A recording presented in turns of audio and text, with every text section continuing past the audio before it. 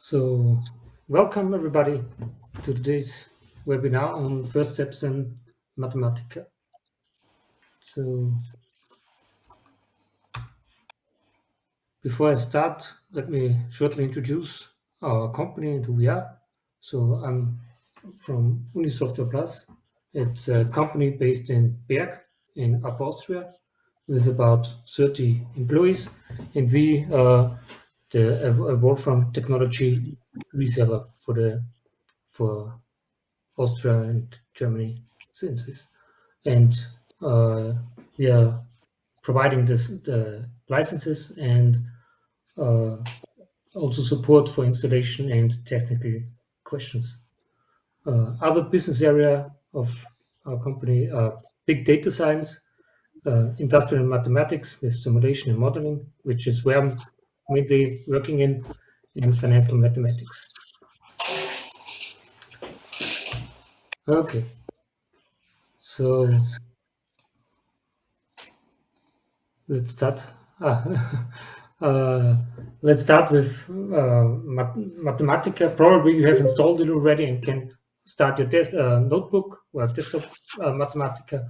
If not, you can either ask, if you're working on a university, you can get a license from your IT support from your university, or to try Mathematica, you can try it out in the web on Wolfram Cloud. You can simply enter wolframcloud.com and get to the cloud start page. You have to register, and then you can immediately start typing. So when you have registered, you see this start page. So I can show you how it looks, and simply hitting the new notebook button here, start the new Wolfram notebook. Okay, it started up, and what you can do, so this is the notebook space, and here you can enter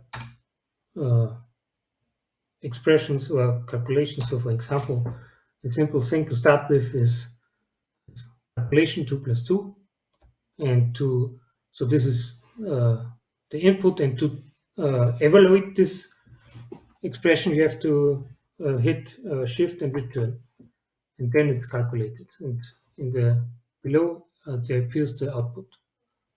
So when you simply start typing, usually what the standard is to enter Wolfram language input, but you can also enter normal text as you type. For example,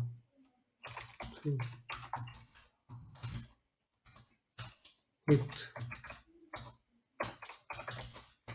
shift.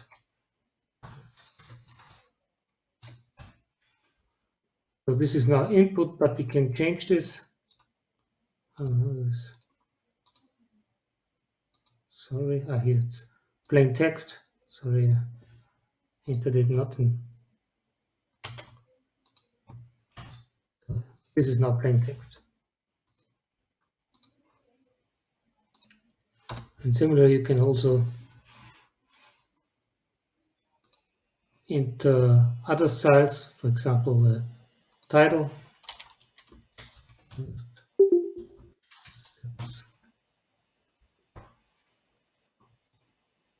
So with this, you can structure your notebook to get it more readable.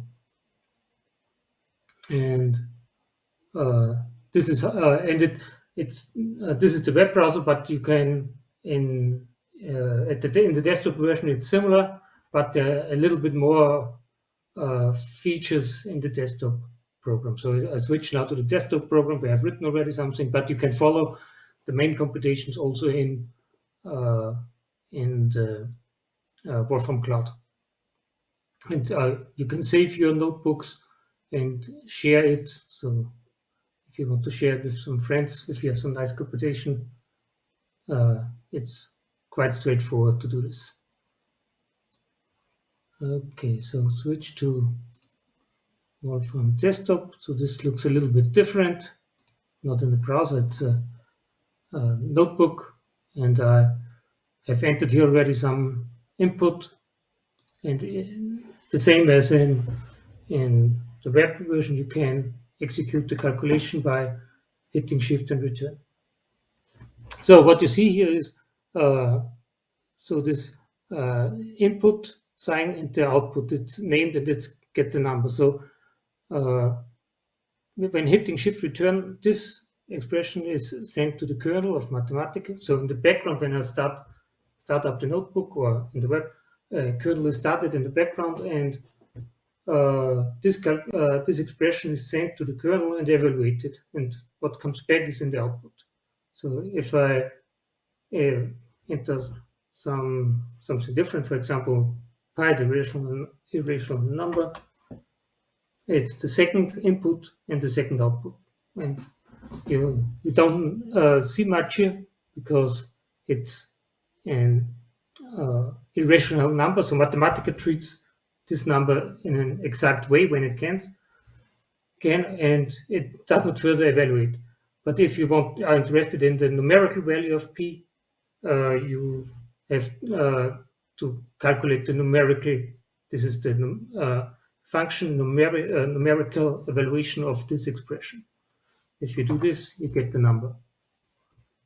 And because it's in the background, p treated exact, and the numerical evaluation can also be done with different precision. For example, take 10 digital digits, it simply evaluates 10 digits, but this goes to much more. For example, 100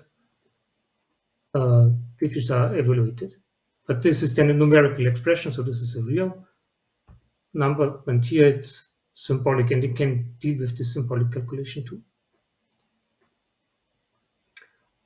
So this is for basic expressions. Next, maybe you want to know how to enter this pi. So there are a few ways to do this, and one nice way, which is only available in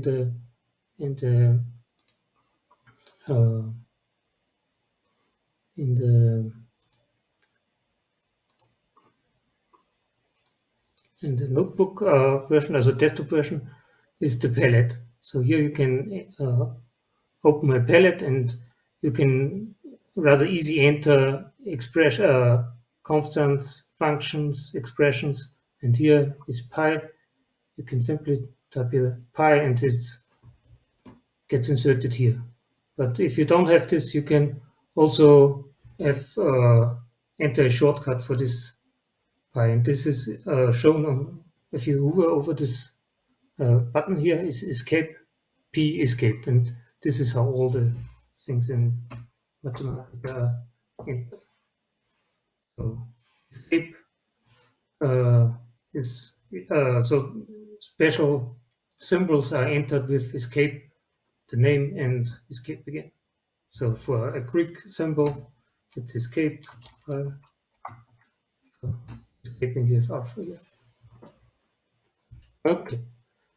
So then as next, maybe you want to do some more fancy calculation, and so evaluate the sign of a number.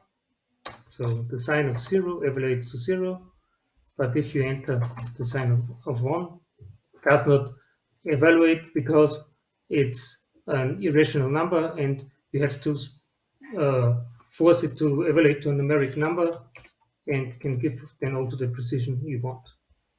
So we apply the numeric function here, and there's some nice shortcut. If you enter here the % sign, it replaces this by the last output. So the last output is sign 1, and if we evaluate this, it gives you the sign of 1. And again, if you want more digits, it does not work here because its last output is 8, and it has already 8. So I have to re-evaluate this, and then I get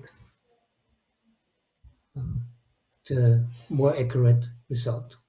Or if I take the expression here and replace it, and it can get the more accurate number. So this is how it basically works. And now you can do much more difficult things. And all it works is you have the name of a function for here is n, but sign, and the argument is enclosed in brackets. And if you want to plot, it's also a function, and it's simply plot, and the argument is sign. We want to plot the sign, and here the range where we want to plot it, and you go here, hit Shift Enter, and get the plot of sign. So if you don't know how the function is called, or don't remember exactly, you can start typing, and Mathematica suggests functions which you could mean, and you can then select the function you want. So it was plot, and then do something with it. So, and most probably you don't know what the arguments are, so there's also a shortcut here, and here's a small outline of how the function is used for here, the plot function. So you enter a function name and a range where you want to plot it, and the function has to get a variable. This is x here, so you enter x here, and you can plot this function. And if you have more functions, you can can put the functions in a list. We will later see how this is treated in more detail. So if this is not enough, you can open the help. So replace this. Oh, okay, it opened already. So when you hover over this expression, you can click on the eye, and you get an extensive help on this function. So again, here the short outline, but also details on how to use it, examples, and how you can use it in different situations, and also related stuff. So this is very useful to get used to some all the possibilities you get with Mathematica.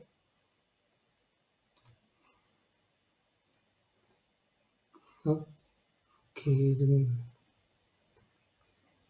then we can do much more different things. For example, import some image from the web. So it downloads the image and shows it as result, or deal with graphics. It's very intuitive. So graphics, yellow disk makes a yellow disk.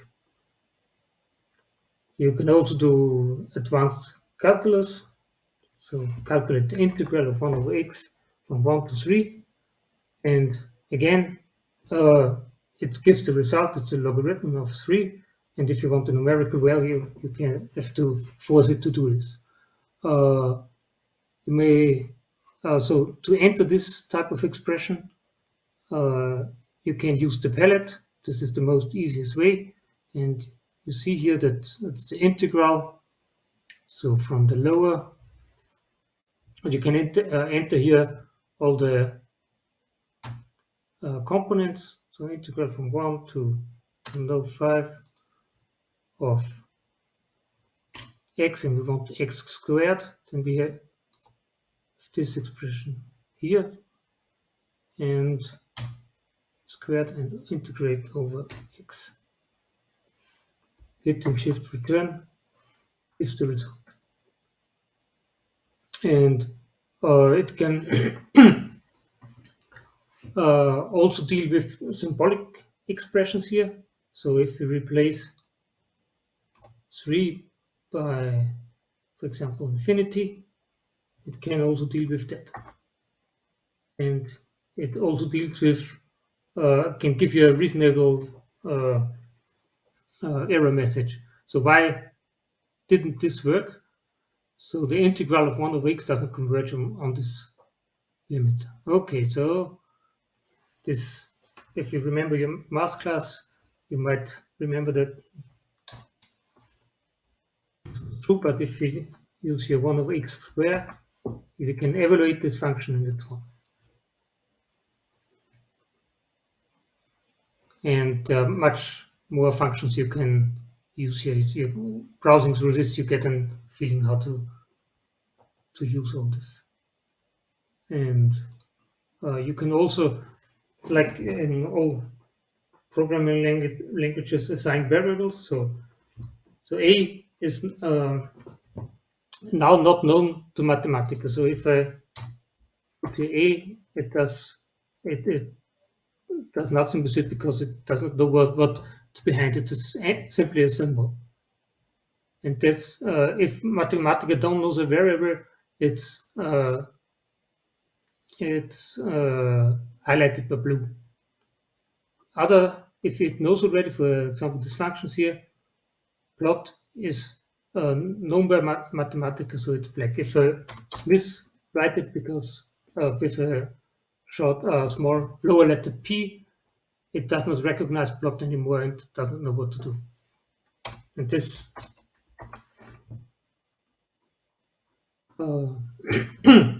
is a way of syntax selecting to see what's already known by the kernel. So, and if we assign our variable, so we assign 2 to A, and it becomes black, so it's a symbol that's known by Mathematica, and if we again re-evaluate this above, we get 2. So 2 is stored, let's say, in A, and we can do the calculations with it, get 4. Okay, so this was the very okay. There are an additional feature when you evaluate something, you get a suggestion bar below. This gives some suggestion what you may want to do next with this result. For example, you want the binary form of this, it automatically calculates the base, also the number 4 in the base 2, shown here, and other things which might be useful.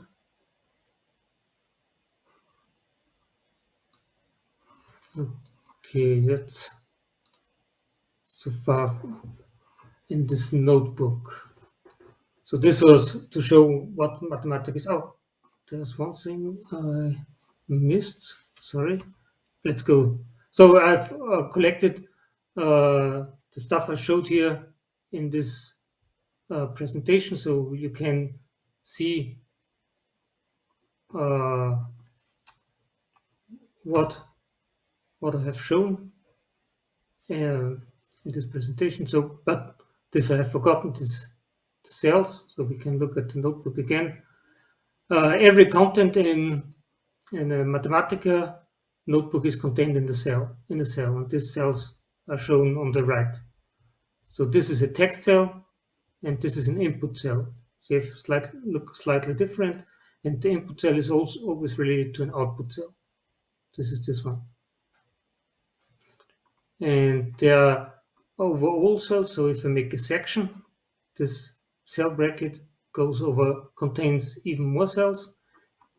And by double clicking at the outermost bracket here, you can collapse this chapter, and your notebook becomes more clear and not so crowded and long.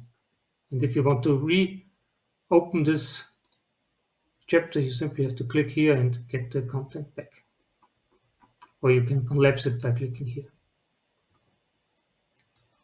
So, but it's also, everything is also shown in the presentation here. Okay, this we have all covered. So these were the basics how you can start working with notebooks, and by playing around you get very far, and with the help you can go into the direction where you want and learn the things you need. To go a little bit more deeply to understand what's going behind this things, I want to introduce now some basic concepts and how Mathematica works internally, and further how you can create your own functions and such things. So the basic concept in Mathematica is that everything is an expression, and the expression consists of a head and a sequence of elements. So the head is, we called it before, function, the function name, and the sequence of elements. So are the arguments of the function here, and these are enclosed in square brackets. And at the bottom there are elements that cannot no longer be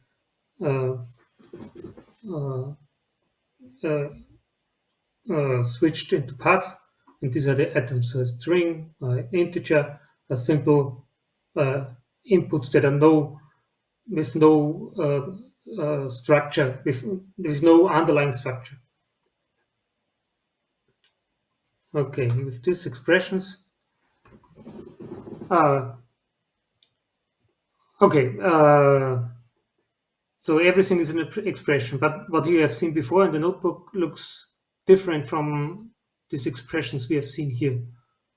And this is because Mathematica uses here some kind of shorthand notation which is called syntactic sugar, and makes expressions much better readable. But you can access the underlying expression, and this is by evaluating the function full form. So we evaluate this and see that the expression a minus b is actually written as the function plus a, which is one argument, and the second argument is composed of times, so the multiplication of b and minus 1. So a minus b is the addition of b times minus 1. And so this is the expression represented by this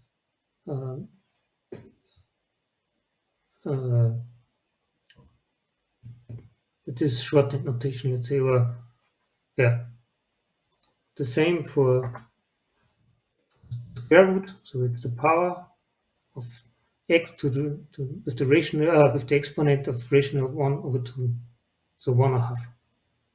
And also, so this rectangle is also a mathematical object and is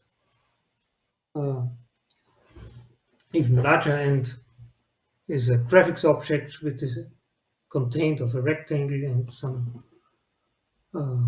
color and rule, and this is so this here is the representation how Mathematica stores or deals with this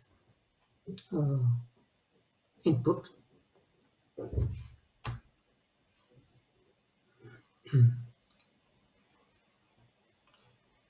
Okay, so we can also represent data or store data in Mathematica, and the simplest way to store it is with a list. So a list is a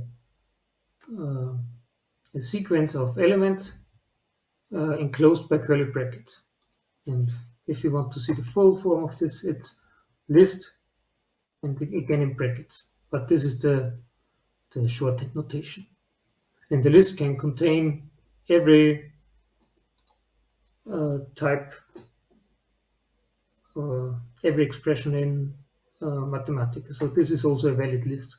If integers, irrational number, some symbol which is not defined yet, or a string. is a valid list. You can have also dictionaries, so associative arrays, so with key and values, and collection of key and value is called a data set. And you can imagine a data set as like an Excel table. So you have here the keys, so species, body weight, and brain weight, and here are the entries of the table. So it's mountain beaver, the weight, and brain weight. And this is a data set, and you can deal with this and access every element here.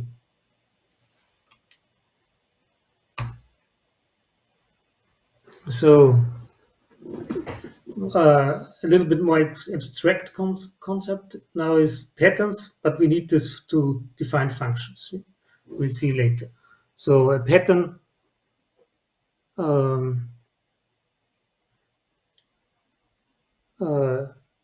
is to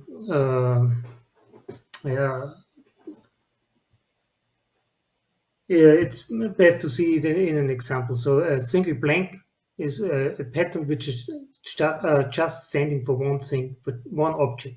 So as we have said, expression is consisting of a head and a list or a sequence of elements. The one pattern can stand for one element of the list. So here we have different types of expressions. So a function, not known we don't know the function and not the symbols, but we check for the patterns here. So this expression here means that we have a list here. We replace all, so we can check what this means. So this means we have the expression, the list here, and in every place in the list we will replace every element of the list will be replaced by the rule if the pattern applies. So the pattern is here f. So we have the function f with a single blank. This means we replace every element f where a single argument is given by x here. So we can evaluate this and we see, okay, this pattern here only applies to the third element, f of a. Two blanks means that we have one thing or more. So if we change this here to two blanks, we see it applies to the third element and also to the fourth element. And if we have three, also the zero element pattern is matched. So also this is replaced here.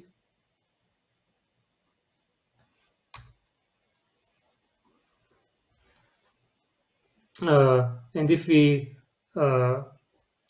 can more specify what pattern is matched by adding a head at the end of the sequence. So we can the pattern is only matched if the integer, if it is an integer. So it's one element with head integer. And this is the function which tests if an expression belongs or matches a pattern.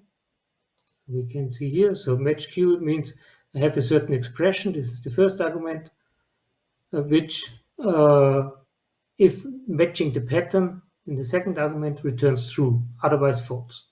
So this means 3 isn't the head of 3 is an integer, so it matches the pattern.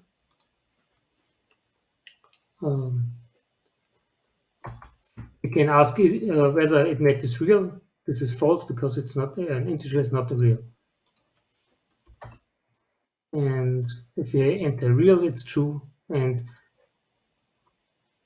we can also we have here now again the function f, which is not known, but the pattern is the head of this expression here should be f, and this is the case, so it evaluates true. Or the pattern can also appear inside, as we've seen in the example before. So it's like this, also evaluates true. So now we are ready to define functions. So far we have only used functions predefined in Mathematica, but we can also define our own function which performs some calculations. So we apply this and can apply to certain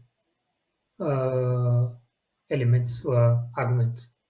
And the definition is of the function is with a, it's called delayed evaluation, but the function, the prototype is written on the left-hand side, and how it's evaluated is on the right-hand side. So this can now be seen here. So we define a function which is called double. It's not recognized by Mathematica, so if it's evaluated here, it does nothing because it does not know what double is. It's a symbol and it does not evaluate further. So now we define this function. So double, and the argument is anything. So the pattern is any single element can be entered here. And what it does, it adds this element. So x is the variable name, x plus x. So we can evaluate this function and correctly evaluates the double of 4. So this works for integers, for reals, and for some symbol which you don't know. It also works because it does not evaluate the symbol itself. It's only a plus a is 2a, even without knowing what a exactly is. It can be anything. This can also be more restricted. So let's define the factorial function, and the factorial needs to terminate at some point. This is factorial of 1 is 1. And if we can evaluate the factorial of 1 is 1, okay, because we have defined it here. But the factorial of 10 is not known because it's only defined here for 1. So we have to define a function which can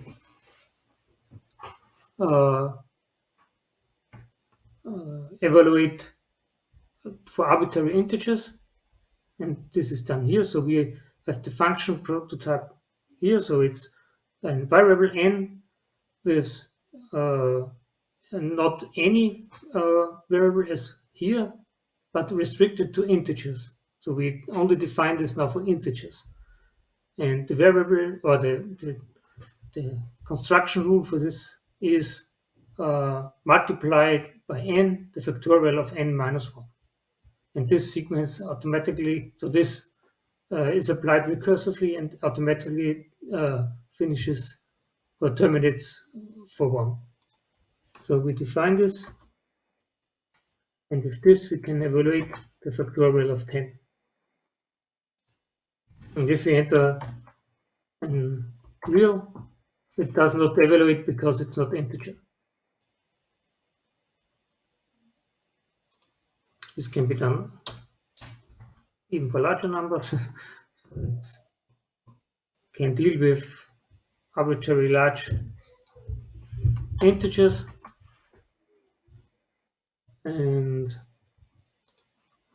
with this pattern matching, we can also catch errors input. So we define an error input. So if this is something else than an integer, write the message input is not an integer but a string. And if we apply now this function, we see, okay, input is not a string.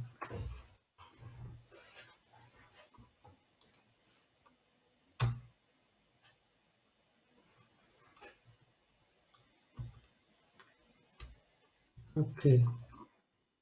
You can also define pure functions, so not having this definition sequence as before, but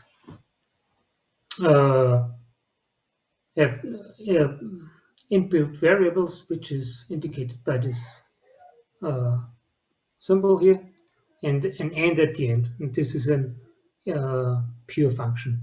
This pure function can be applied to arguments, and this here means map. So we apply this function to the list, to every element of the list. And by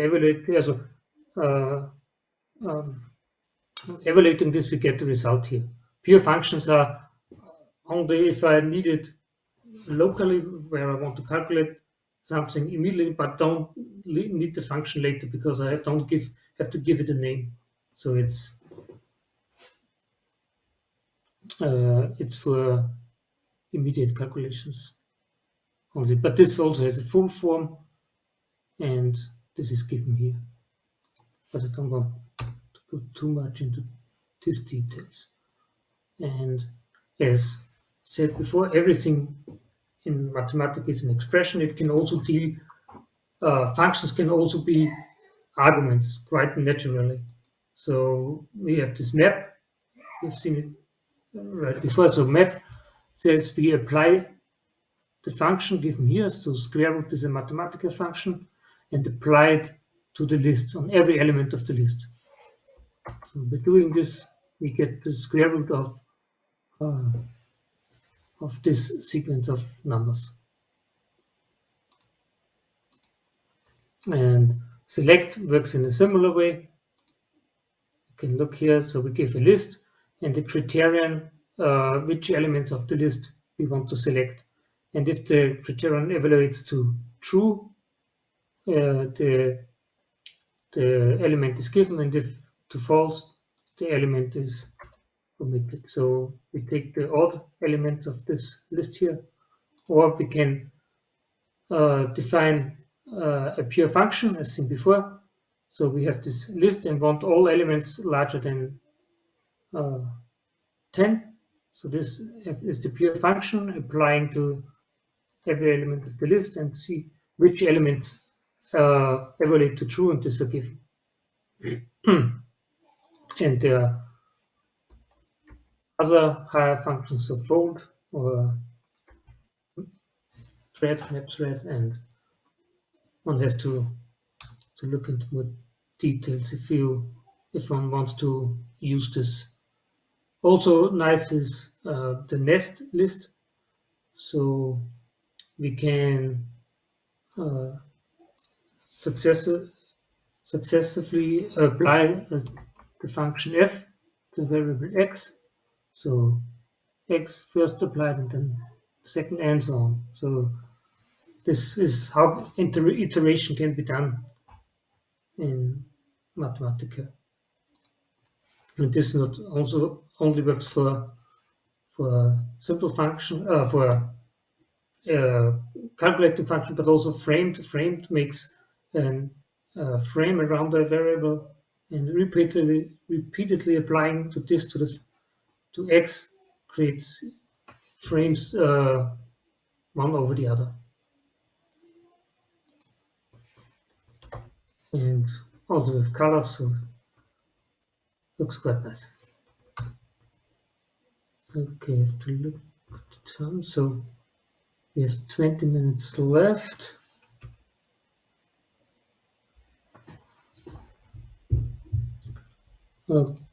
Symbolic, so symbols are treated as first-class objects. We have seen this.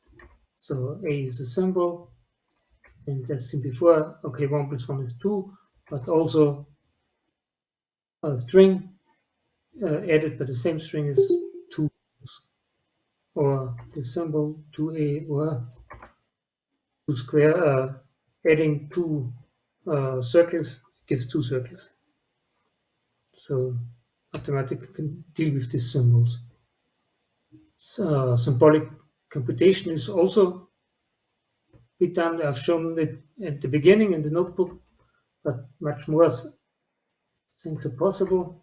So expanding a factorization or factoring an expanded expression, solve equations.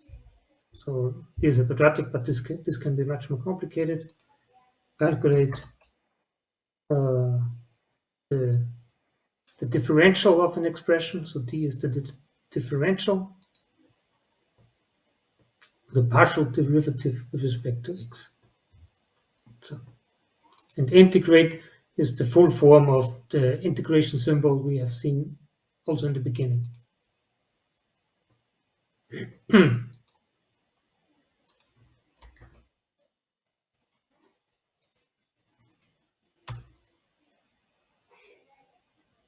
So reactive programming is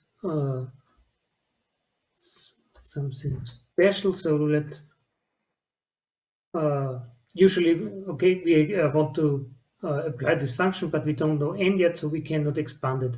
If we define n here, we can now do this expansion and it runs. If we have to evaluate it again. If we put this in a dynamic bed, it's changing immediately when I change the number n here to the exponential. It gets re-evaluated again and gives the output here. And you can combine this with the slider. So the variable n is now manipulated with the slider here, and you can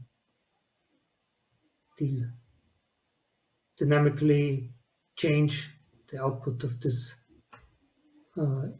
computation here.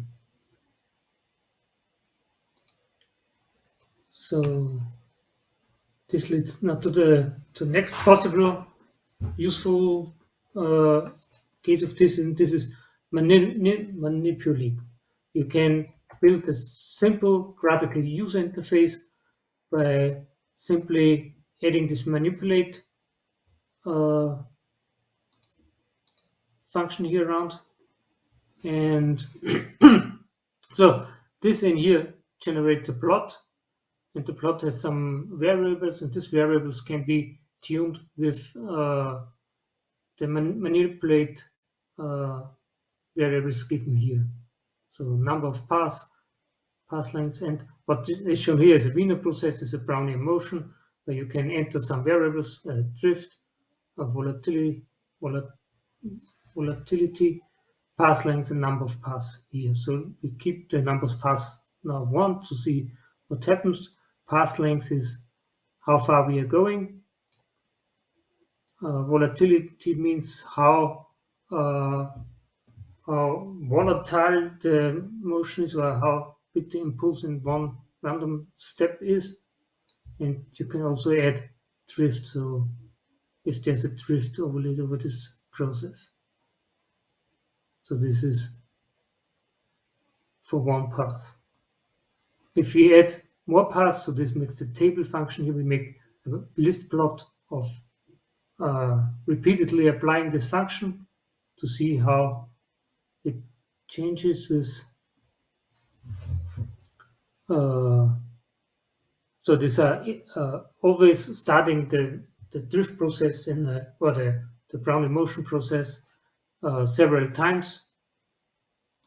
You can see here certain times this process is started and plotted all over. And this is quite nice to get this interactive plotting feature, because you can get more feeling about how some system behaves and what it means.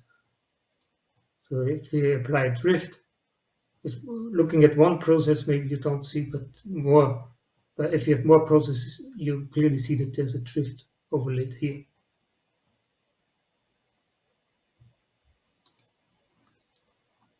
So maybe this is a little bit fast to follow here, but you can go to the help, and this here simple examples, for example, the sine function and how you define the variable to manipulate.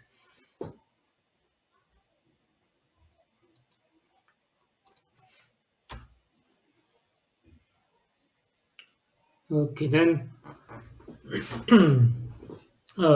natural language input. So Wolfram Mathematica can process natural language input. This can be entered by starting an expression with an equals sign. So starting here with an equal sign makes this orange equal here. And here you can enter any expression, natural language expression you want. For example, the population of Vienna.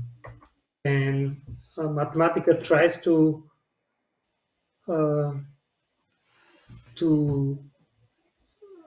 translate this in a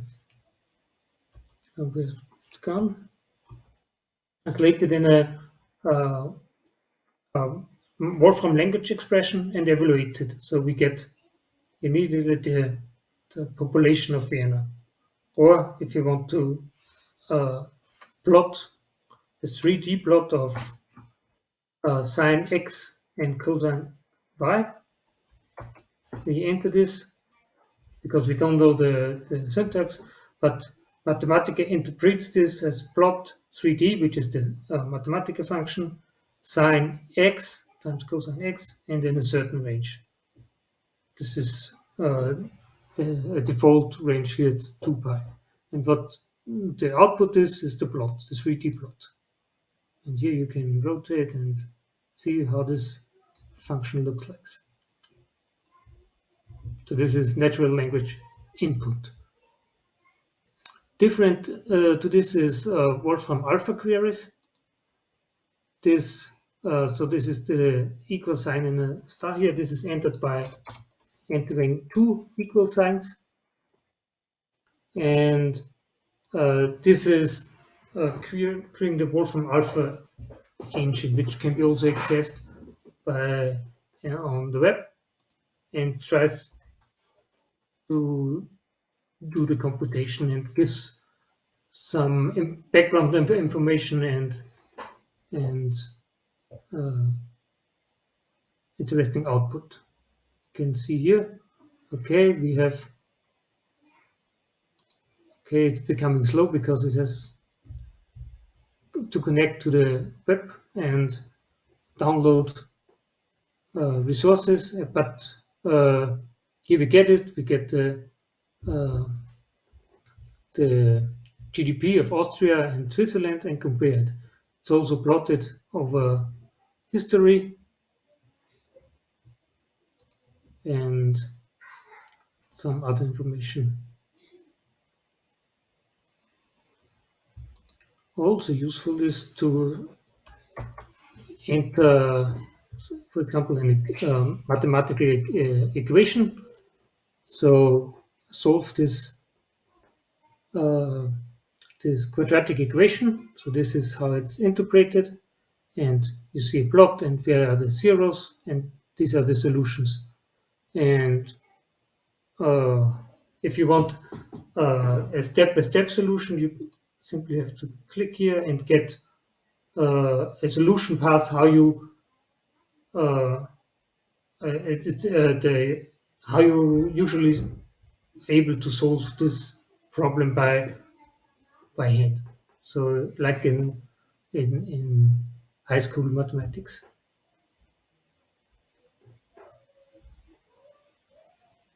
And so here are the steps. So you can do a product, put it into a product, or apply some function, and you can follow the individual steps to get to the solution. A little bit more difficult is, for example, the integral of this. So sine cosine x squared integral is cosine to the third, and get here some plots about the results, but you can also see how there should be also a step-by-step solution.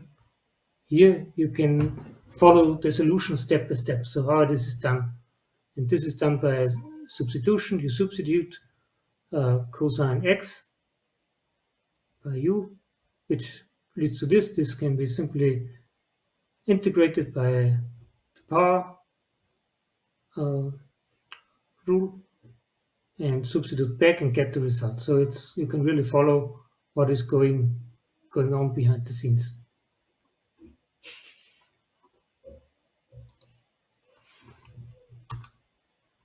Okay, so this was Wolfram Alpha input, and at the end I want to show how you can use other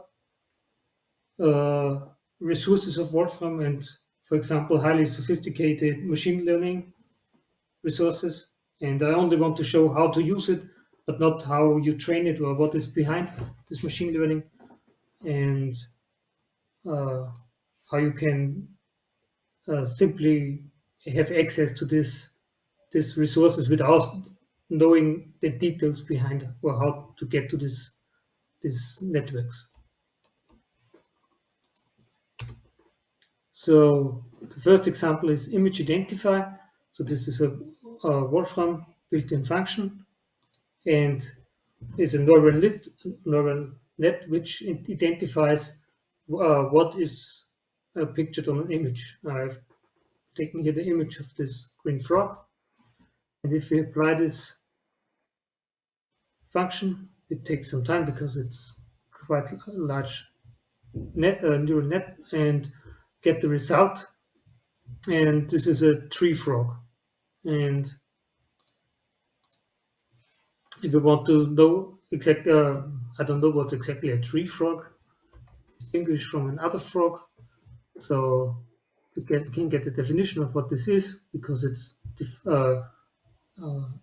an entity in the Wolfram knowledge base.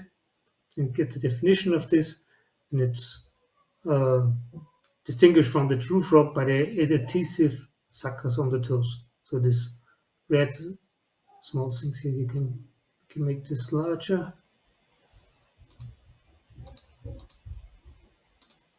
Or not. It's a little bit slow here.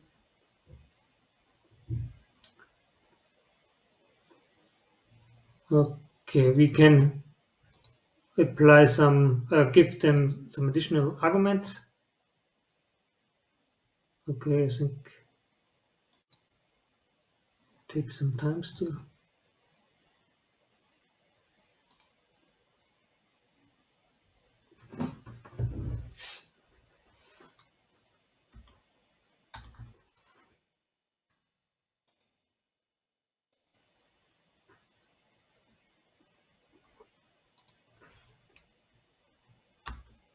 Okay, I think my notebook is frozen.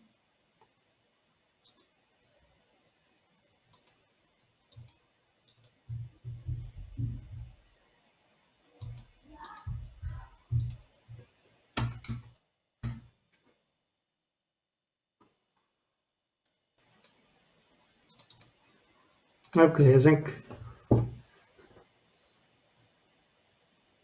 it crashed. Let's start it again. Sorry for this. This also happens from time to time.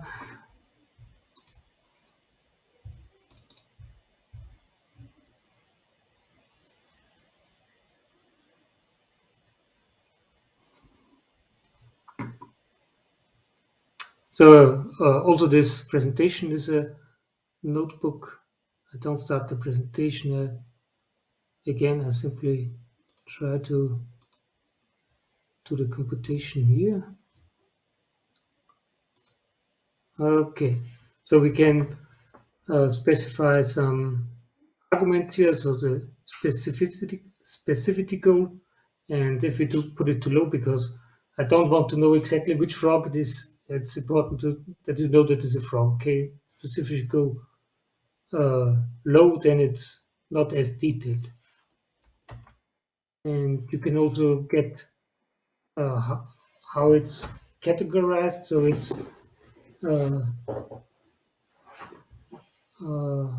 inside the animals, what is the probability of finding belonging to certain classes? So it's a tree frog, a level above the frog, amphibian, vertebrate, and so on. So you can get more information out of this. So this is the image identifier. It's a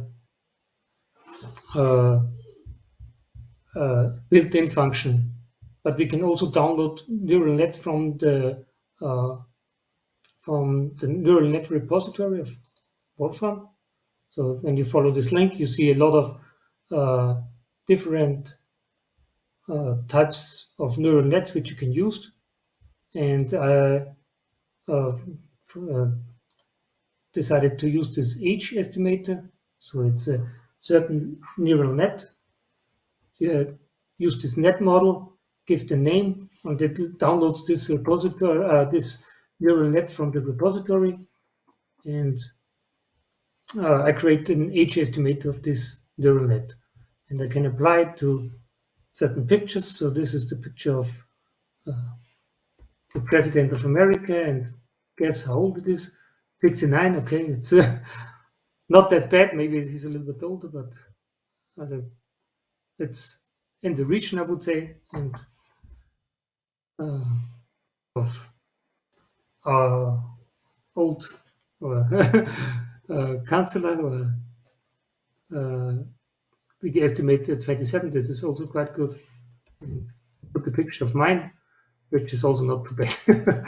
So works quite nice, and there are a lot of other neural nets on this repository. You can go here. So this was for image classification, but you can also audio analyze. You can transcript a voice signal to text, or